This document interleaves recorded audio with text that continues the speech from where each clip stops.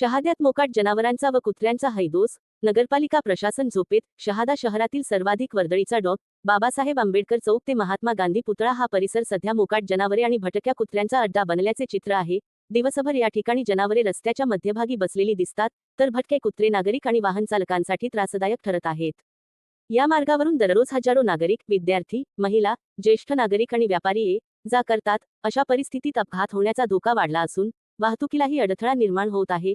तरीही नगरपालिका प्रशासनाकडून या गंभीर समस्येकडे दुर्लक्ष होत असल्याची नागरिकांची भावना आहे.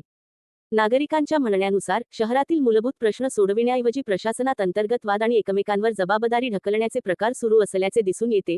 त्यामुळे शहरातील विकासकामे आणि दैनंदिन नागरी सुविधांकडे पुरेसे लक्ष दिले जात नसल्याचा आरोपही नागरिकांकडून केला जात आहे. आता प्रश्न असा उपस्थित होत आहे की मोकाट जनावरे व भटक्या कुत्र्यांचा कायमस्वरूपी बंदोबस्त नगरपालिका कधी करणार? एखादी गंभीर दुर्घटना घडल्यानंतरच प्रशासन जागे होणार का, असा सवाल नागरिक विचारत आहेत.